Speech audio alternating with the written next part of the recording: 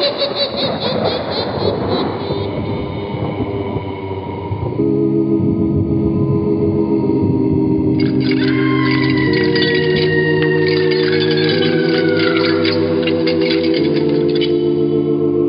Mysterious Old Radio Listening Society podcast.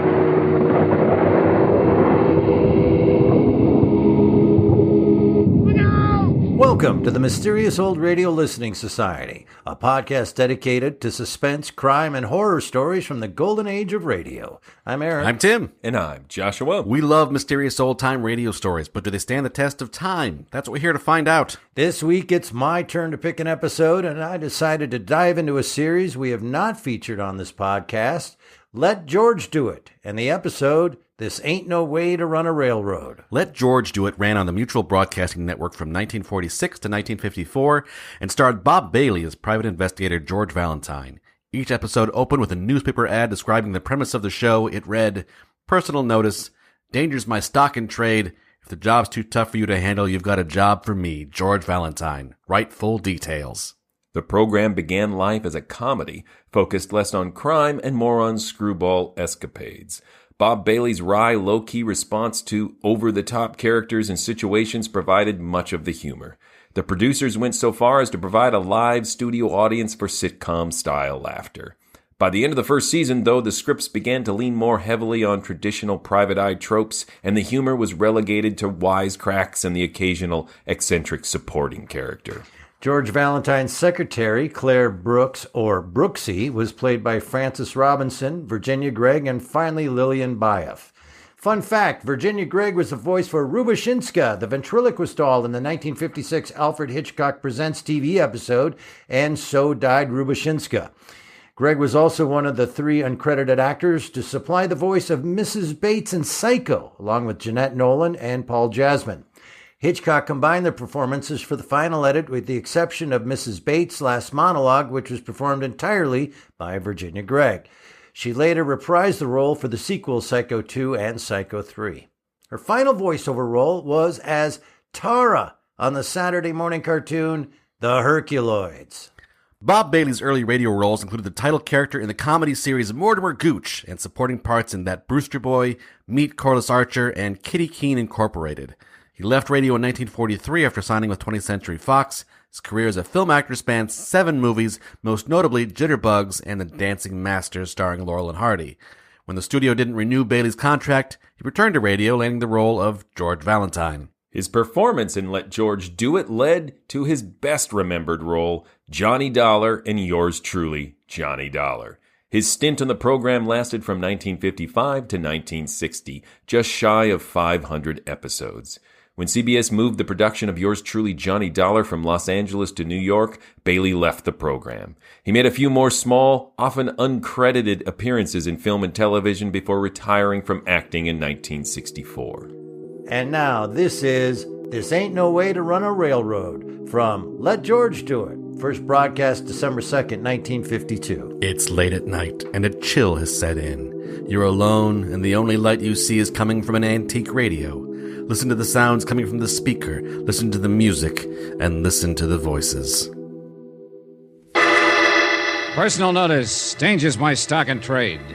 If the job's too tough for you to handle, you got a job for me, George Valentine. Write full details.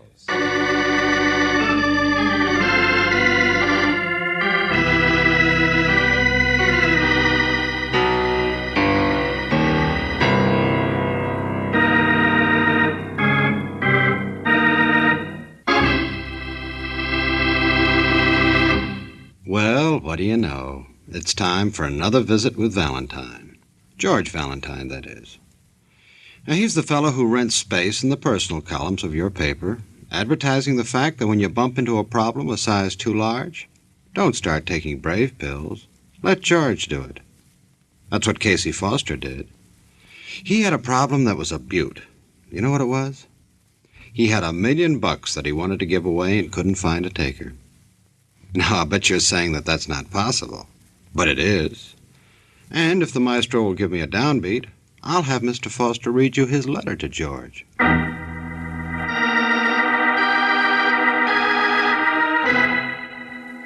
Dear Mr. Valentine, My name is Casey Foster, and I have a very simple problem for you. I have $1 million. I want to spend my $1 million. I practically want to give it to some people, but Mr. Valentine, they won't take it. They don't want it. So it seems to me there must be something rather wrong with those people, don't you think?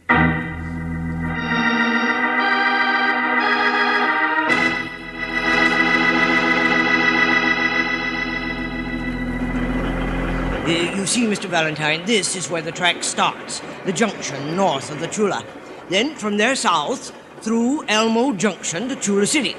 Then down by the Davenport here to the link with the Sonora National. Wait a minute, please. You mean you've laid out these model trains like a real road? That's what I said, the Desert Central. I've never heard of it. I'm not surprised. It's slightly smaller than the Union Pacific. Oh, but you will hear of it, you will. I have great plans for it. Mr. Valentine, that's what I want to buy. The real Desert Central. Oh, so you slowly begin to make sense, huh? Only buying something is a little different from giving your money away, isn't it? No, that's the strange part. It's really not so different. You see, I discovered that the asking price for the railroad, lock, stock, and barrel, is a little over $900,000. That's been my ambition, Mr. Valentine, all my life, to own a railroad. Think of it, all mine. From roundhouse hold it, to... please. What happened, Mr. Foster? You try to buy this Desert Central or whatever it is, and they turn you down? Is that it? I offered $1 million, way over the asking price. And it's supposed to be for sale, I know that. But all I got from them was a sort of a brush-off. What do you mean? Well, here. Read that. Mm-hmm. Yeah. Oh, yeah, I see what you mean. Polite double talk, huh? Who's this man, Sir Tuck? I don't know. He signed the letter, that's all. His office is in Chula City. He's apparently in charge. Well, maybe there are reasons why they don't want to sell, or maybe you didn't make it clear in your letter that you... I wrote again, and this time they haven't even answered. No. Instead, they hired a private detective. They did what? Yes, now I'm being watched, as though it were a crime to have $1 million to interfere or pry into their little operation. Well, let me tell you something, Mr. Valentine.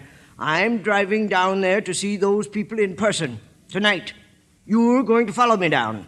I haven't the slightest idea what's going on, but I mean to find out. Okay, I don't blame you. And whether they like it or not, we're going to buy that road. Do you understand? All my life I've wanted to own a railroad. This is my chance. And you're going with me to see that no one stops me.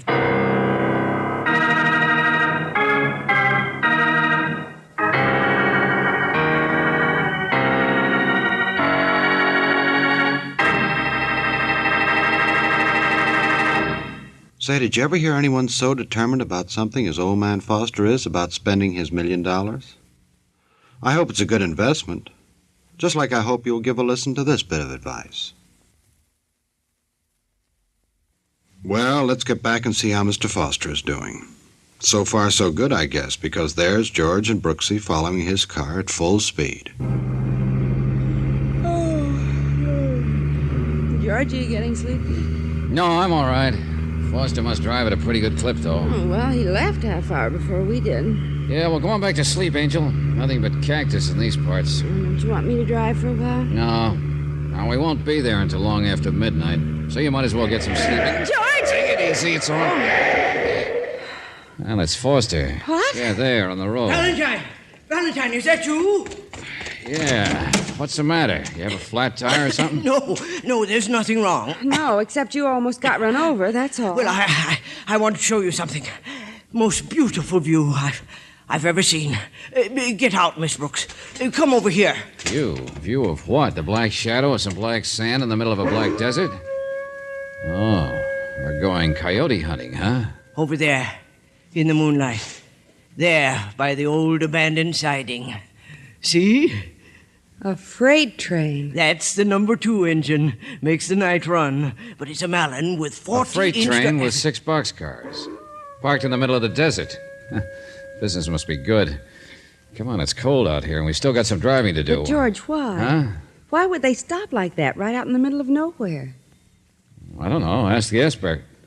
I don't know either. Okay, let's find out.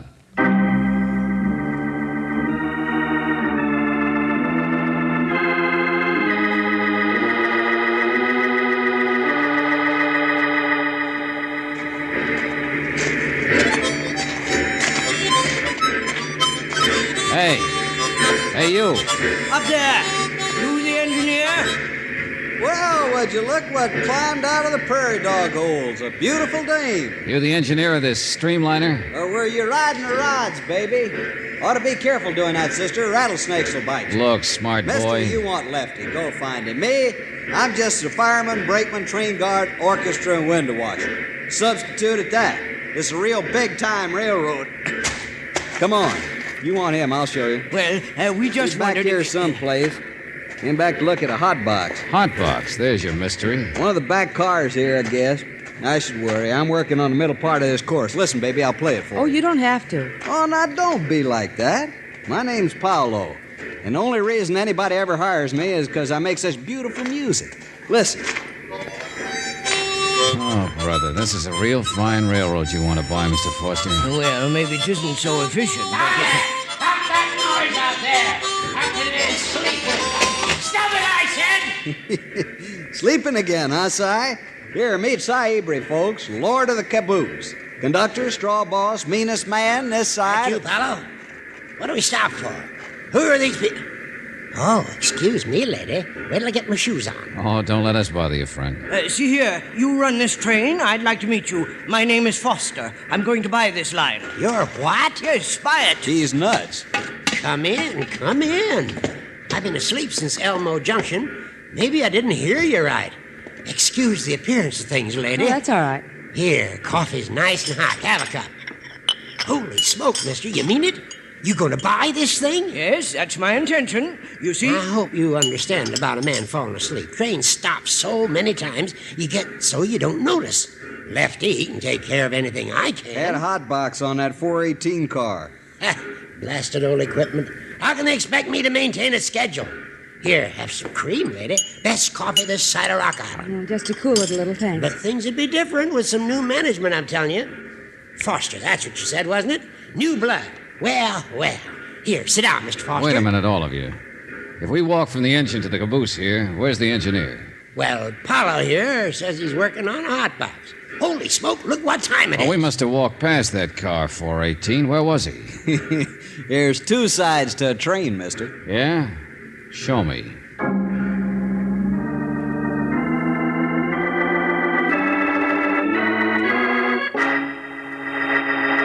George. Just lying there, out cold. Lefty, get out of the way, mister. He looks deader than a door. Oh, he's all right, old timer. Take it easy. Yeah, I'm fine, just great. Well, what happened? For heaven's sake, what happened? Lefty, can you hear me? Oh, stop it. I'm all right. Get away from you. There's blood on your head, friend. Yeah. How'd it get there? Don't you know? No, a hot box. You come back here to... You tripped, that's what you did. Here, see? Tripped on a tie and smacked your bean against the journal box. See where the dirt's wiped off? Yeah, I guess that's all it was. Well, if you're all right, let's get rolling then. We still got a schedule to make. Yeah, and this thing's still frozen up tighter than a wet corset. No. Get away from me, mister. I'm all right. No, you're not. Stand still. What? Wait a minute. Yeah, here we are. What's the rock for? Lefty, you didn't fall. The blood's on the back of your head. What's that? And here's the rock that did it.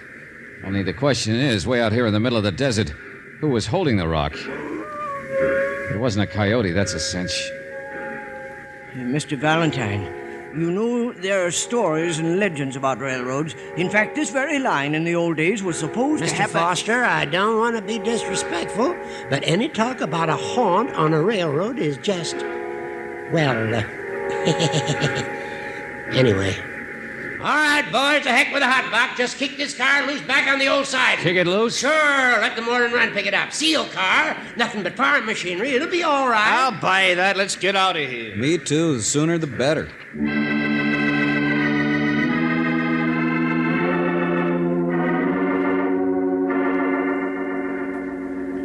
What do you think, Mr. Valentine? What happened? I don't know. Nothing stolen, nothing touched. Just a man almost killed, and not even he knows. You sure you want to buy this railroad? I told you nothing will stop me. After all, this wasn't important. This couldn't have had anything to do with their not wanting to sell. You sure about that? The Desert Central, huh? Haunted railroad. Okay, Mr. Foster, come on. Let's see who's next to get hit by a ghost.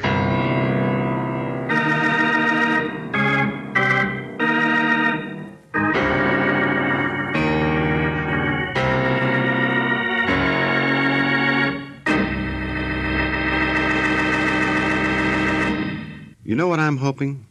I'm hoping that if that ghost has any rocks left, he'll use them on that harmonica player. I didn't like those remarks he made at Brooksy one bit. On the other hand, I do like what you're about to hear, and I know you will too.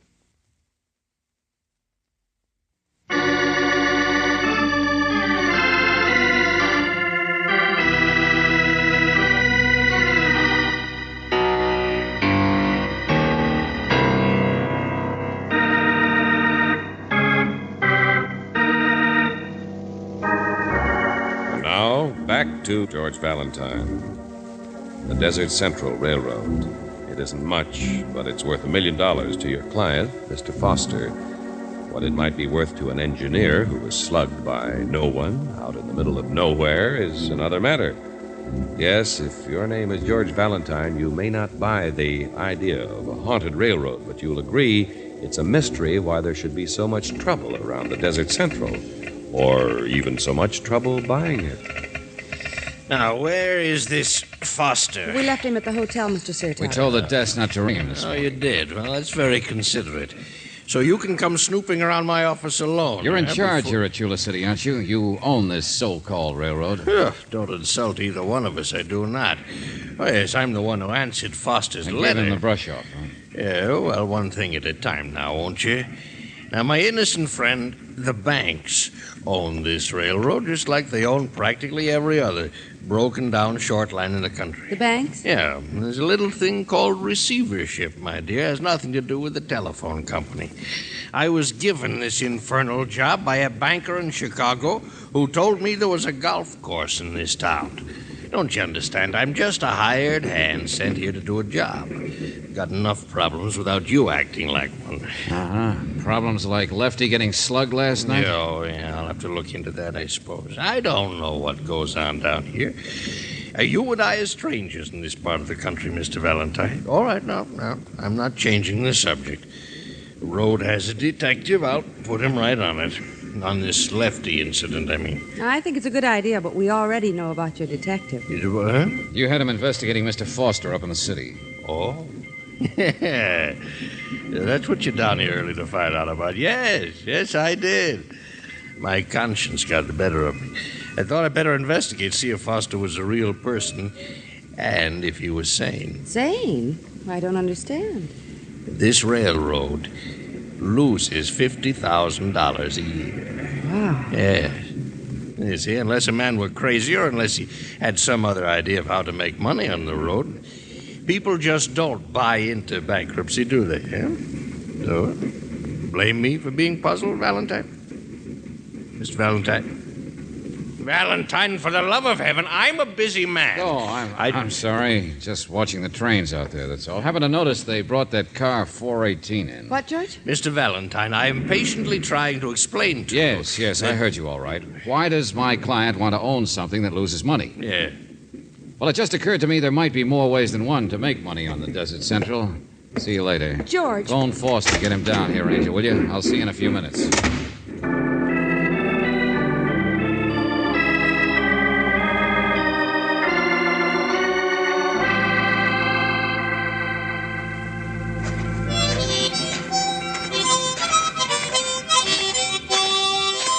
Hey, Maestro.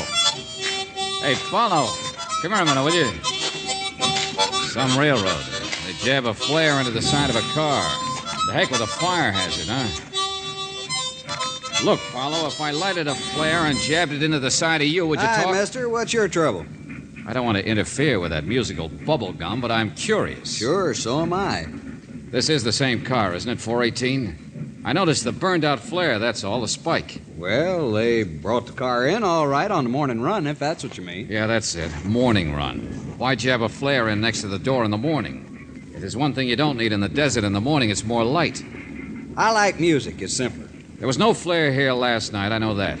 So who tampered with the car during the night? Mister, you're crazy. Nobody tampers with anything in the desert except Gila monsters.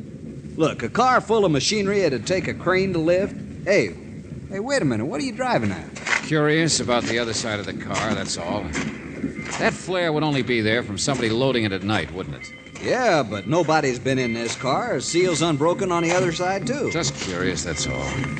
Hey, this road goes on south, doesn't it? Ties in with the Sonora National. That's a Mexican line, isn't it? Yeah. That's where this load's going, I guess. How to make money on a railroad. Hey, wait a minute. You want to get through there? It's easier to go through the open boxcar here. Oh, yeah, thanks. Doors ought to be shut anyhow. Don't jump down there yet. Why not? I wanted to show you a new tune on my harmonica, that's all. Oh, look, Buster. Hope it still plays all right. George? George? Hi, baby. Oh, it's you. I was looking for Mr. Valentine. He came out here a second. Wait till I shut this car up. Won't I do? Well, not exactly. I wanted to talk. Afraid I haven't seen him, baby. Sounds like we're pulling out now. Sorry. Well, I'm sure he was right here. Save me an evening, will you, baby?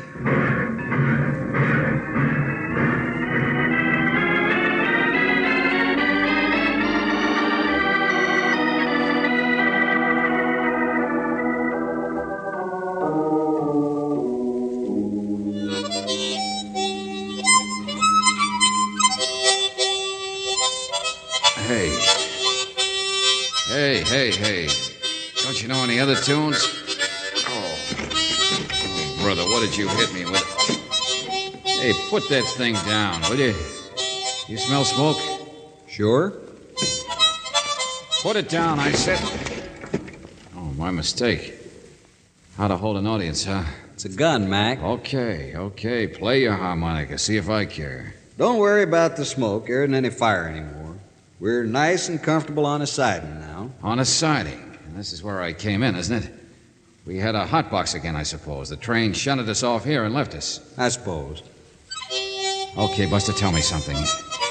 If you wanted to give a car a hotbox, you'd tamper with that thing out there you call a journal box, wouldn't you?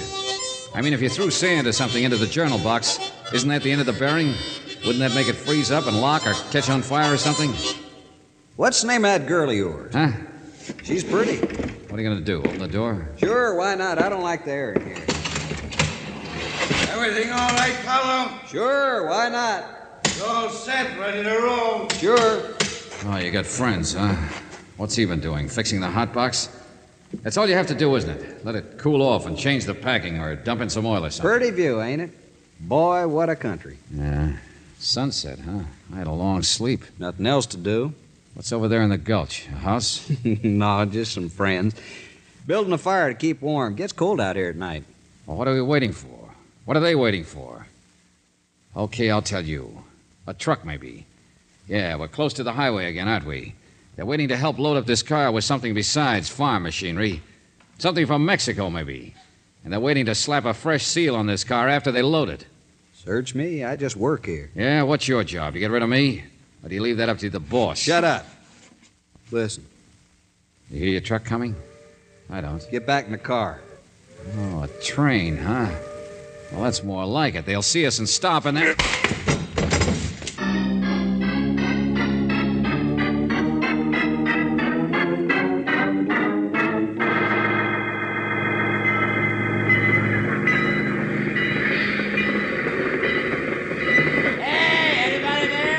That you, Si? Sure, me. Hello, how's the sour belly? Who dropped you off? I got a schedule to maintain. What kind of a railroad? Hot box. Keep your shirt on. The night train will pick her up. So now I gotta waste time on you. The midnight run, I said. They told me the dispatcher'd have a midnight pick her up. All right. Break up everybody's schedule. Way up, Lefty! Let her roll!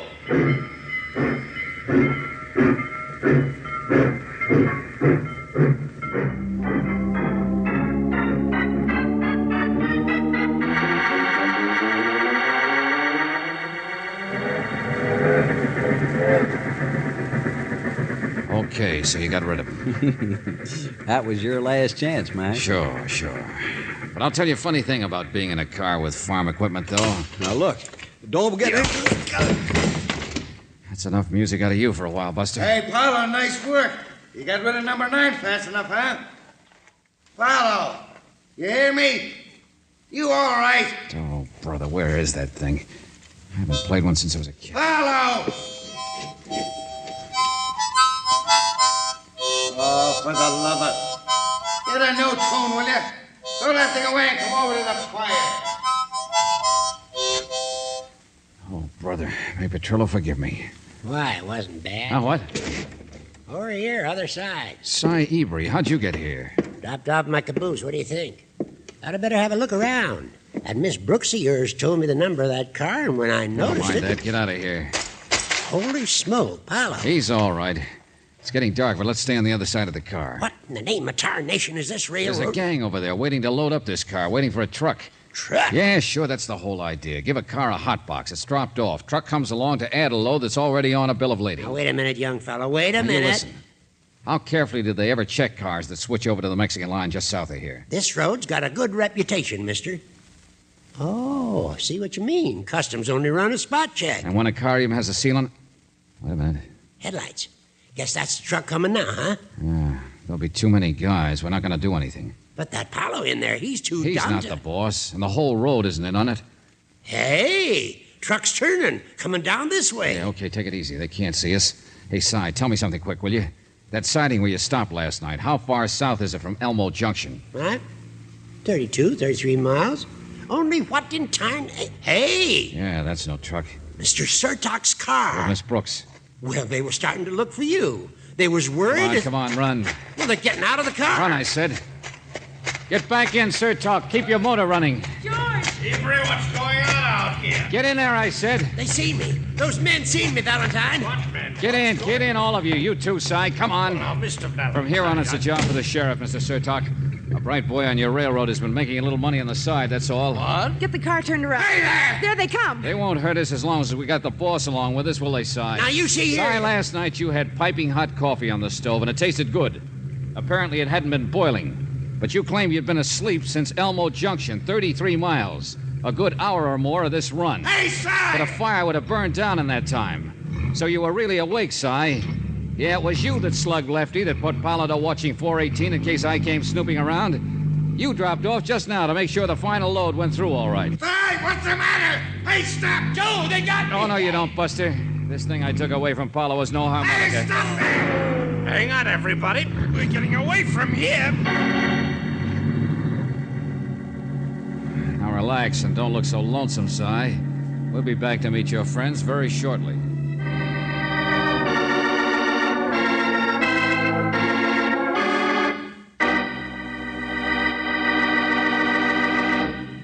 You know something? I sure would like to know what's behind all this falderall of freight cars with hot boxes and stuff. Now, we know that old Cy was behind it all, but why? Well, maybe if we listen to this a minute, we'll find out why.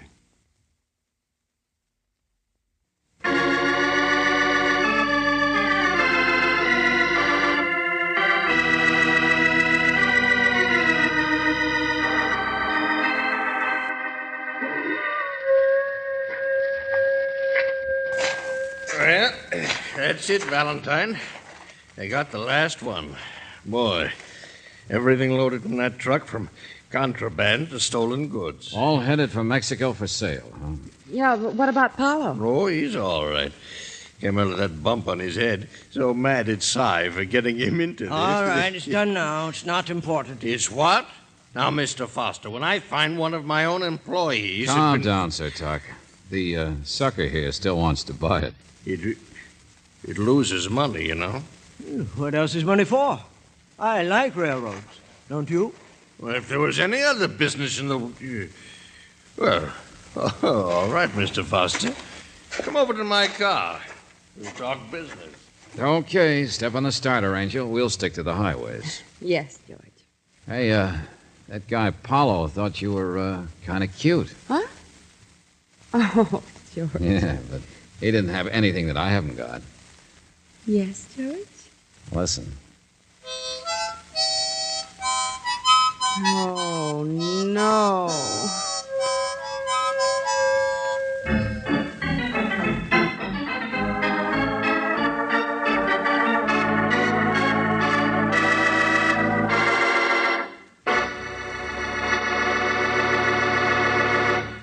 Poor Brooksy. Here she was, all set for some sweet talk, only to get some sour music instead. Say, I'll bet you if George took Brooksy for a moonlight ride in a canoe, he'd bring his fishing pole along. Oh, well. All of which brings us down to the fact that Robert Bailey stars as George Valentine, with Virginia Gregg as Brooksy. The story was written by David Victor and Jackson Gillis, with music by Eddie Dunstetter. Now, this is yours truly inviting you to another visit with Valentine, when you will again hear what happens when you let George do it.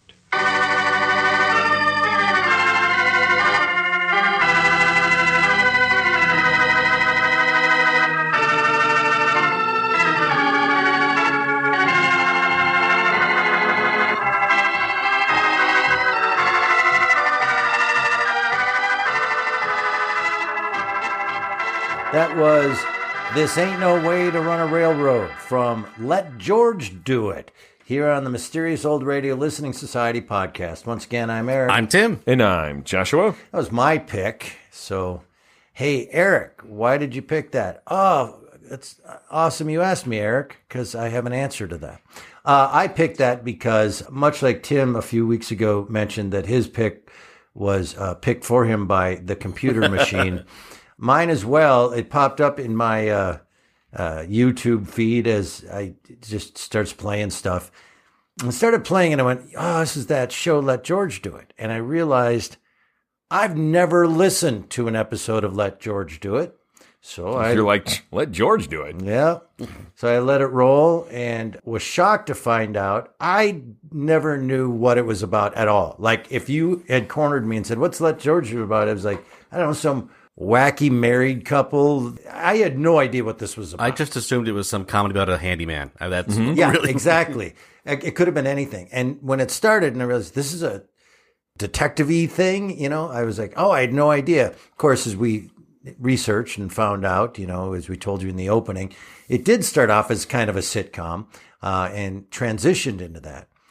After listening to this, I went, okay, since we've never done one of these, I'm going to listen and find a good one. Something to bring to the podcast. Listened to about 15 episodes of Let George Do It before I realized the first one I heard was the best prospect to bring to the podcast. After listening to That Ain't No Way to Run a Railroad, when it was done, I said to myself, self? I says self. That wasn't bad. It wasn't bad. I had no idea that's what it was, and I kind of enjoyed it. And I really liked it. And in fact, I have a hard time. Well, I'll pitch my interpretation of what about the dialogue is so appealing to me, because it's not quite the snappy banter of other detective stories of the time, because it's drier and simpler than that. To me, it's like proto Coen brothers. All right, I'm getting tolerant nods. I'll take that. I gave you a very respectable. I'll take that happily. Thank you. I'm not following why it's Coen Brothers. I thought that was just an opening salvo. That's why we're pausing. We're right. I was pausing like, get out. But it's a dry humor. It's funny. It's sparse. And a lot of times what's so good about it is just saying the obvious dumb thing. Yeah. Yeah. And the tone of it gets antagonistic, it can be violent, but it's always still just kind of, we're going along with this. There's a dude-like coolness of this narrative of like, okay, I'm hitting a guy, guy's hitting me. All the supporting characters are larger than life. They're all very different from one another, but they're all essentially likable, which is another thing I think that fits into your Coen Brothers scheme of things. Thank you for filling in the details I did not bother to articulate. I'm here for you. Thank you. No, I have heard Let George Do It. I used to hear it pretty frequently back in college on the When Radio Was syndicated radio show, and I always recorded that, and there were lots of radio shows that I rejected. I would find out, oh, it's that, and I would record over it, but I saved all the Let George Do It. I always thought they were, exactly as Tim said, they're just really fun and breezy. I mean, I was a little surprised that you chose this because, well, in some ways not, because I know they're fairly straightforward stories, which I know you like, but they're also very whimsical, even when they're in their more, we're doing straightforward crime stories, but the tone is lighter. So I was like, I can't wait to see what Eric thinks of this. And I was like, And then I got into it, of course, though. And then I went, oh, trains. Yeah. Well, that was the very top part of what got me into this is the hook of, I want to buy this train company. I'm going to pay more than they're asking for, and they're not letting me.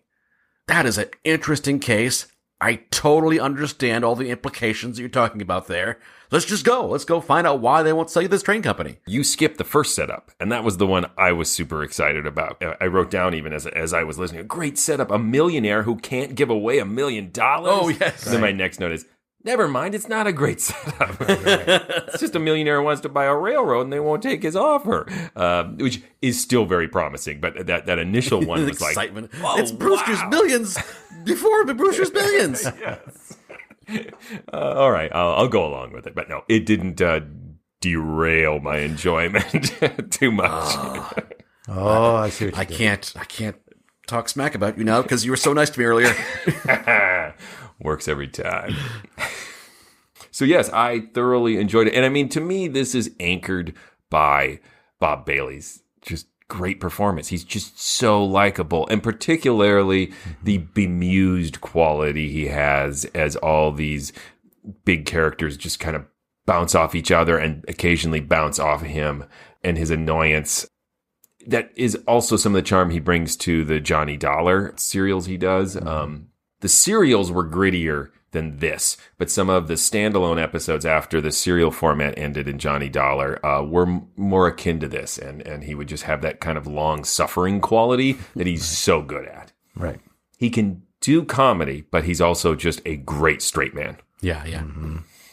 It also has a great soundscape. I mean, there are the trains, of course, but you also have coyotes in the background. You have the great running gag with the harmonica player, and they're in a train yard and they're out in the desert. So it's just nonstop footsteps on gravel, which I love. It just has that texture, and that sound is great. So it's another example of how radio in this era, second half of the golden age, really just knew how to do everything perfectly. Yep. I love the production value of it for all those reasons you just said.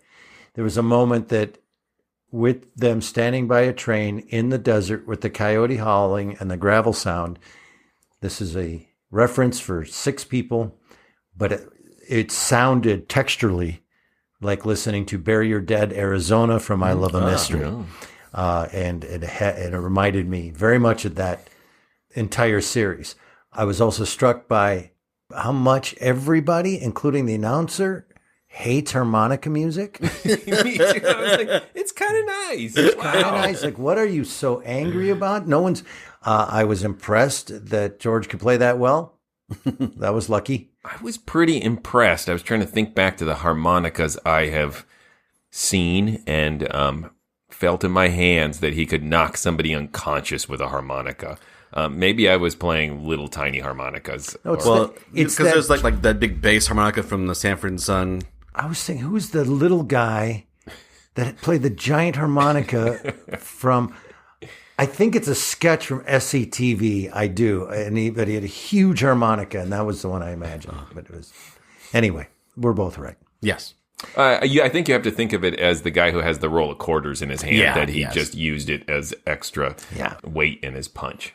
But to George's credit, it's not just he could pick up a harmonica and play it. He could play the same song.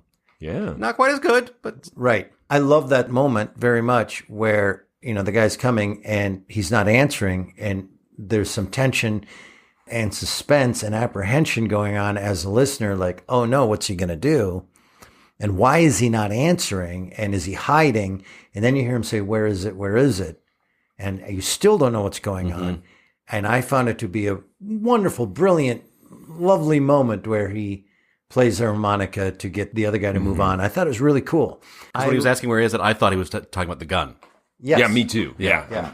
I liked the mystery of it. I like how he found clues and solved things. I liked everything about it. I just want to, again, commenting on that harmonica thing, it's always great when you can take something that... Turn a plot point to an audio. Well, there's the plot point to audio, plus there's also something that you have written off to some degree as a listener as a joke. And it's a good joke, and it works, that it then can be used for something suspenseful. Like, where is it? I've got to find that hilarious harmonica. Right. Because I'm in real danger right now. That's very clever. Yep. I will say they telegraph all the bad guys way before they're revealed as bad guys. I think you're immediately like, oh, it's Paolo. And then as soon as Cy shows up in the train, you're like, oh, it's Silo. They make up for it again by a couple nice little detective moments. Well, definitely the harmonica moment you mentioned. And I really liked the bit of legitimate detective work they give him with the coffee. Yeah. He got to taste the coffee, and that hadn't been boiling for 30 minutes. That was fresh coffee. I love a good coffee clue. Yeah, I was referring to the idea that it had all of these elements, and one of them being an actual mystery and an actual detective doing actual detective-y things, and giving you some Sherlock Holmes type moments of detective work. Plus, you get the hard-boiled stuff. I just liked all of it. A little bit of an anticlimax, the way it's structured, though, of like, we know who was doing it, but we don't know what, and we'll be back in a moment. Like, illegal stuff and contraband. Going to Mexico. And I'm like, I think we already kind of knew that. Yeah, and then that's what I was leading into is exactly that. And that is that listening to this episode and listening to a bunch more, I realized these are all fine. They're good. There's nothing to complain about. However, they're incredibly formulaic, all of them. There's nothing new about anything going on here from every element.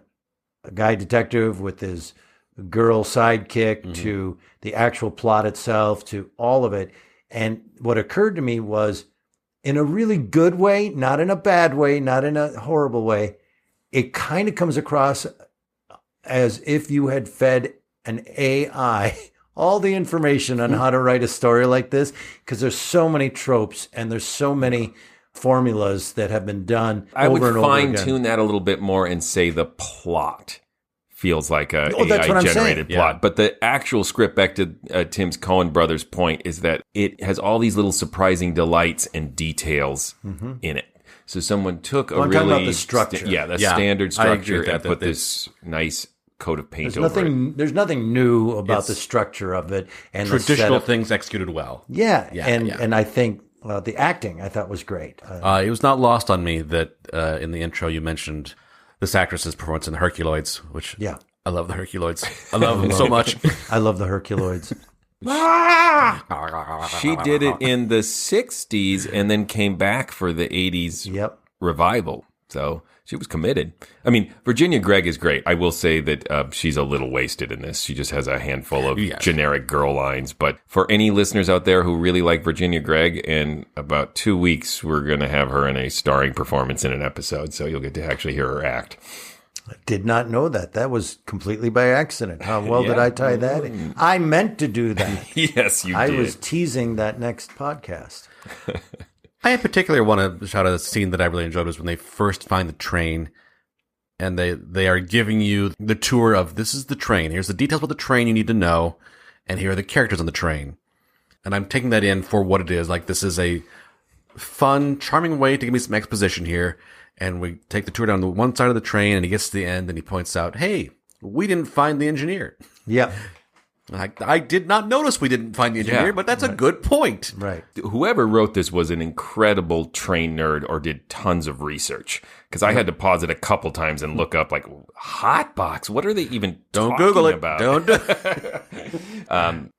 There were more details, too, where it was just that they used all the lingo, which gave it this sort of authenticating feel. And it was, I also just love the mystery of, why is this train just stopped in the middle of the night in the middle of nowhere? Yeah, and that brings me back to the character of Casey. Bury Your Dead, Arizona. Sorry, but that same premise, but yes. Just that the sight of a train in the lonely night in the desert just delights the millionaire who wants to spend way too much money on this railroad. He's the Elon Musk of trains. And he stops his car and flags me down. Look at that. Isn't it beautiful? But I love the imagery in my head that they give us where you can see forever because it's the desert.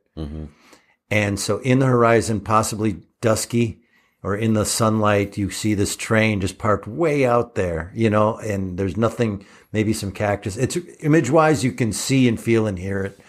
Well, should we vote? Yeah. Sure. I'll start it with saying that I was pleasantly surprised to listen to this by accident and discover what it was finally and how wrong I was. It wasn't the daily foibles of a handyman. And here are the things that I don't like. I think that it is possibly the worst name for this ever. Like, I do not like the name Let George Do It. There's so many other things after listening to 15 they clearly episodes. were starting with a comedy idea, right. so it fits a comedy. It fits. That's exactly what I'm saying is they could have changed it. It just doesn't fit what it became. Do you know what I mean? Yeah. Like, as a sitcom, it's great. But like, write full details, personal notice. These are right. All these things in the opening would make great names. It went through a lot of metamorphosis. This entire series, as far as the form of how they opened the show, how the theme was played, how the narrator or the host, I should say, was involved. Like that personal notice, danger's my stock and trade, is in every episode, but where it comes in, sometimes they have people reading their own letters to him. My point being is that each time you listen to it, it's slightly different. Like it never found its footing in exactly how it opens and how it goes. So for this particular episode, unlike some of the others, I really didn't like the narrator host guy. His delivery. It was I forgot weird. to even talk about him. He's super weird. Loved how casual and just like it's like a soap opera. It's like, hey, host. You know what? As long as you're here, right? But he wasn't. Do you want a creepy. drink? Great. So let's listen to some commercials and get some money going. And, I mean, I loved it for that reason. Yeah. It was just so different. And I felt different. like it was like, has anyone ever done this as an announcer? Okay, cool. Yeah, it was. Let the announcer do it. Right. You take away the announcer and you take away the title, which are the only two things that bug me about this. And I will say, so just things that are different bug you, or do you think it just lets the steam out of the episode? Lets the steam out of it. I think that his style and his approach doesn't match what's going on, and it's distracting. And it doesn't match the style of not only this episode, but of the whole show of what's going on. And I think it becomes distracting. And I think that's a great way to put it. It lets the steam out of this tension and action and adrenaline that's going on. And all of a sudden, well, what's going on? I don't think this has much adrenaline to it. So I kind of thought it matched the laid back tone of the story and definitely of George Valentine. You're right. Personally, and it is more support for Tim's Coen brothers lens to view this through. But I can't believe I forgot to mention that. It amused me to no end. Ooh, I know we're in the middle of voting, but the other thing I didn't mention, and this is where I thought... Too late, we're voting! No. This is where I thought, how is Eric on board for this? The early mention of this possibly being a haunted railroad, and there's a story, and they interrupt and go, no. And the first time I listened to it, I was like, what? Where did that go? And then on my second listen, I was like, oh, I think this is actually a meta joke where they're like, no, don't start us down the haunted railroad story, because they all interrupt him immediately. Like, no, that's not the story we're doing. That's how I interpreted it the second time I did it. Like, you're going to disappoint Eric. Shut up. Well, it lays there for a few minutes. How did he get hit and by what? Mm-hmm. And it's a red herring as far as what the actual story is about. Not a red herring to the mystery itself, but to the listener as to what the story is about. But when you're listening, that is a dangerous red herring. Mm-hmm. Yeah, because I wanted it. But I was happy with where it went. If it had not gone somewhere where I liked, I should have been a haunted railroad. But I really liked it. I think this stands the test of time. I will not put classic on this just because it doesn't stand out as anything groundbreaking or spectacular, but I really enjoyed it a lot. I'm to be very similar to that. I think you are right in the critique of you can really see the template, the boilerplate that it's drawing from, but all the flourishes are so charming and so different than so many other things that draw from that same template. I enjoyed both the steps of solving the mystery and the humor that is irrelevant to the steps of solving the mystery. So it stands the test of time, not a classic. Yeah, I'm totally on board this train. Yes. I still am obliged to approve your puns. It's a run-of-the-mill story, really enlivened by really appealing performances, funny characters, these great little details here and there. Just fun to listen to. Nothing incredibly special. I'm at times when I hear Let George Do It, I'm like, ooh, that makes me want to listen to Johnny Dollar. Right. Yeah. But no, it was highly entertaining, and I'm so glad you brought one of these. Thank you, Eric. Tim, tell him stuff. Hey, please go visit ghoulishdelights.com if you get a chance. There's things to do there. You can listen to other episodes. You can comment on episodes. Let us know what you thought about this. You can vote in polls. If you just want to express an opinion in more of just a one-click method. You can send us messages, coded messages, see if we can figure out what you're saying. No one's done that yet, so good luck. We're not very bright. You can also, from there, link to our Threadless store. Don't send coded messages. Now I kind of want a coded message. Well, then we need to make decoder rings, and we looked into that. They're extremely expensive. But now with 3D printers, okay, listeners, if someone has a 3D printer and can make us decoder rings, you'll be appreciated in a non-monetary fashion. And in addition to being able to link to our Threadless store and buy swag, you can link to our Patreon page and support us. Yes. Become a member. By making us decoder rings or becoming a member of the mysterious old radio listening society. Go to patreon.com/themorals. You will just find a treasure trove of bonus content there. We, at this point, have a lot of backed up. That sounds bad, like it's some sort of like intestinal issue. A lot of bonus material. We also like to interact with our patrons, so we hang out on Zoom happy hours once a month.